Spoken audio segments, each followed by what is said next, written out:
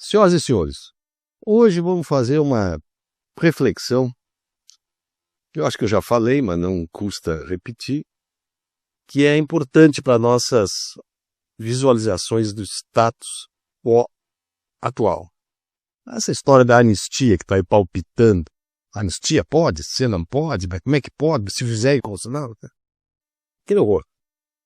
Mas eu, antes, tenho que dizer que, num outro programa anterior, eu já disse que sou filho de juiz. E como filho de juiz, e um pai que teve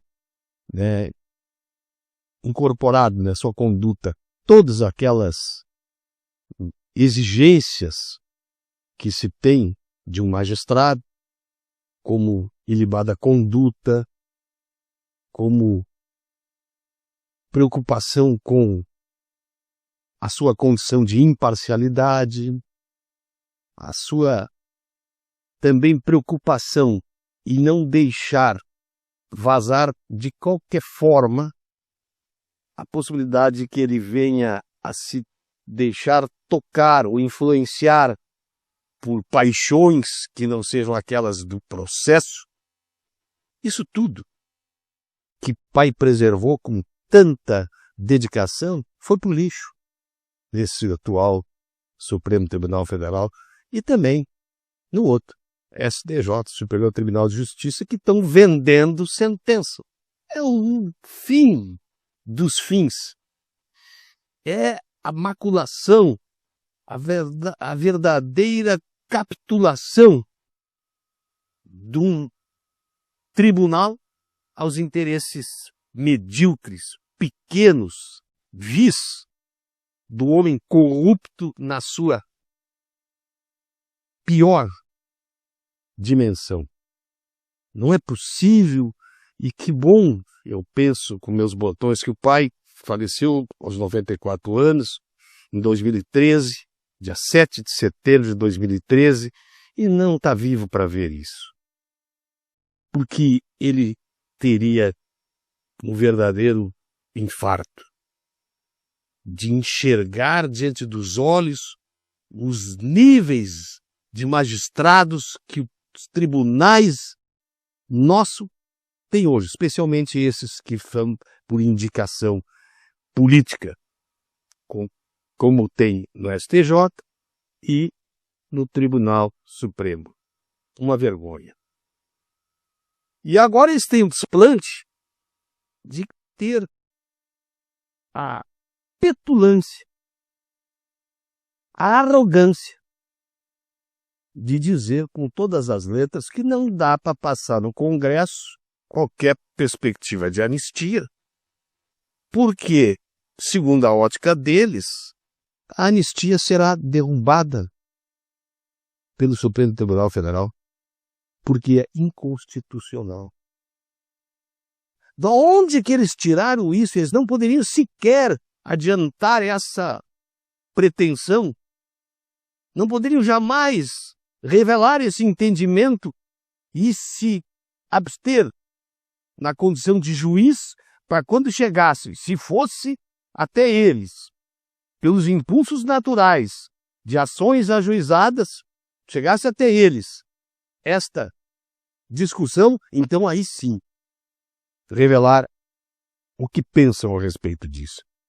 Porque meu pai sempre dizia, e eu repito, o juiz não é um órgão consultivo. Ou seja, eu não posso consultar o juiz a respeito de uma ação que eu quero entrar. Não posso. Por quê? Porque o juiz tem que estar reservado, preservado, para julgar quando for provocado a tanto. E não para se antecipar a hipótese hipotética, eventual processo que lhe vem às mãos. Não. O Supremo Tribunal Federal tem a arrogância, o tupete, a disfarçatez de dizer, não, se vier até nós, nós vamos julgar inconstitucional a anistia.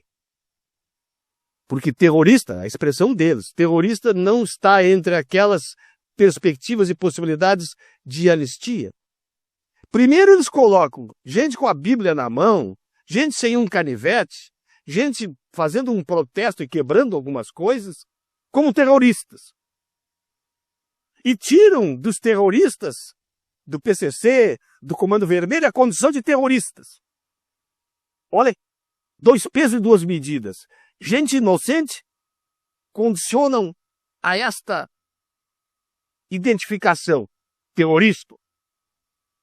E gente terrorista, na expressão estreita da palavra, com arma, fuzil e matando, ocupando território, como se faz no Rio, na Bahia, em Salvador, estes não são terroristas. Terrorista é aquele que tem a Bíblia, que está lá num movimento, tentando fazer valer a sua opinião sobre uma eleição que eles entenderam que foi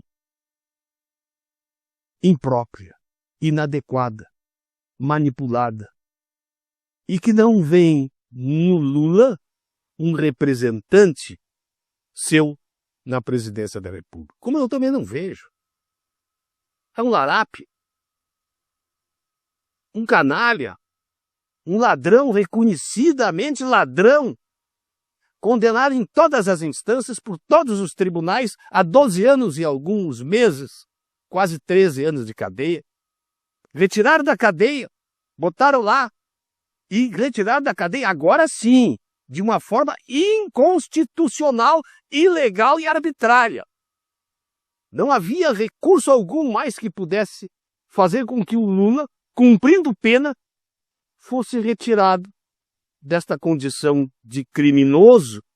Essa condição de criminoso não retiraram, continua criminoso, mas de apenado. Tiraram a condição de apenado e colocaram no poder. Já disse em outras lives, num embargos declaratórios em habeas corpus, mandaram por terra a Constituição Federal, rasgar o Código Penal em processo penal, dizendo que pode. Pode. A chamada competência territorial, que se consagra pela ausência de impugnação, e nunca houve impugnação, portanto, a ausência de impugnação se consagra e a competência fica fixada. Disseram, não, nós entendemos agora, depois de 4 anos de tramitação, nunca houve alegação de incompetência territorial, pois agora nós vamos alegar que é incompetente o juiz de Curitiba. Ele teria que ser julgado em Brasília. E, portanto, vamos retirá-lo da cadeia. Fizeram essa barbaridade. E tem o tupete, a arrogância e a pretensão de dizer que será considerado a anistia que lá no Congresso vai passar, porque é prerrogativa exclusiva do Congresso, a anistia vai passar, pois vai passar lá e eles estão dizendo, nós vamos dizer que é inconstitucional. E como? E a anterior? Lá no século XIX teve uma. Agora, no século XX, essa que tirou Dilma, Zé Dirceu e tantos que estavam lutando pela ocupação do território brasileiro. Eles diziam que era democracia, mas não era. Era pela ditadura do proletariado. O próprio Gabeira diz isso numa entrevista. Nunca se usou a discussão de que fariam defesa da democracia. Estavam fazendo a pretensão da ditadura do proletariado. Então, senhoras e senhores, é impossível cogitar disso. Vamos a um vídeo que vai finalizar o que é esse país de hoje, mais do que nunca. Rodrobinho, sabe que para o senhor ser um palhaço perfeito só falta o nariz vermelho? Meu, esse negócio de palhaço de nariz vermelho aqui no Brasil não precisa mais, foi abolido. E o que é que precisa para ser palhaço aqui? Bom, segundo a opinião da maioria dos nossos políticos, basta você ser brasileiro. Vejam, esse é o brasileiro de hoje. Palhaço. Um verdadeiro palhaço. E esse tribunal, o Supremo Tribunal Federal, está fazendo isso. Eles não conhecem o instituto da suspeição e do impedimento?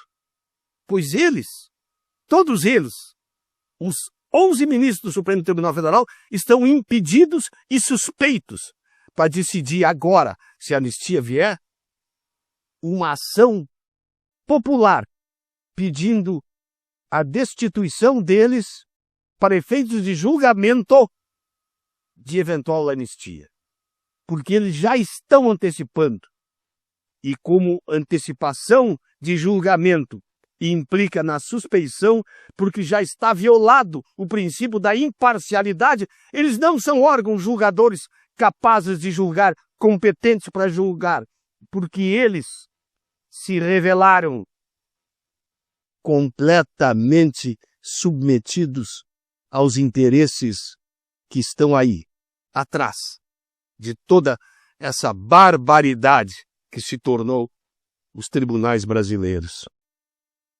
Senhoras e senhores, examinem tudo isso, pensem sobre isso, e com essas palavras, fiquem com Deus.